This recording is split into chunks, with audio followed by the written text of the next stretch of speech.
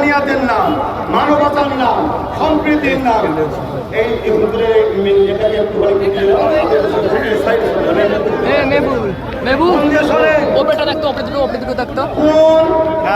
মানবরূপী পশু আমার হুজুরের বিরুদ্ধে কি বলবে, এতে আমার হুজুরের কিছু যায় আসে না। আমার হুজুরকে মহান স্রষ্টা রব্বুল আলামিন তিনি সার্টিফিকেট দিয়েছে, ইন্নাকা লাআলা খুলুকিন আযীম। মহান স্রষ্টা বলছেন সর্বশ্রেষ্ঠ চরিত্রওয়ালা হলো প্রফেট মুহাম্মদ সাল্লাল্লাহু আলাইহি ওয়াসাল্লাম। কিন্তু আমরা যে ভালোবাসি বলি, আমাদেরকে ইজহার করা দরকার।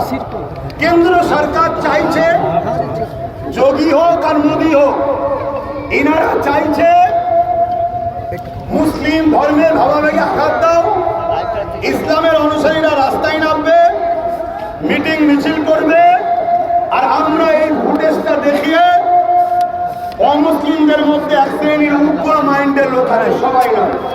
কেন কোনো ধর্ম উগ্রতা শিখায় না। অমুসলিম দাবিদারদের মধ্যে তারা তাদের ধর্মকেও মানে না। উগ্র মাইন্ডের কেন্দ্র সরকার নিজেদের ভোট বাক্সে বন্দী করার জন্য বারবার ইসলামকে আঘাত দিচ্ছে, যাতে করে এই মেসেজ আমাদের কাছে যায় আর আমরা সেই রাস্তায় নামি, আমরা আন্দোলন করি, মিছিল মিটিং করি, যাতে রাস্তাঘাটে পথচারী মানুষের অসুবিধা হয়, মানুষের দৈনন্দিন জীবনে যাতায়াতের অসুবিধা হয়।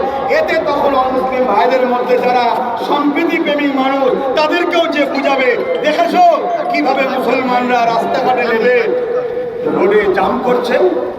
এইটা হলো কেন্দ্র সরকারের চক্রান্ত। তাই আপনাদেরকে বলবো,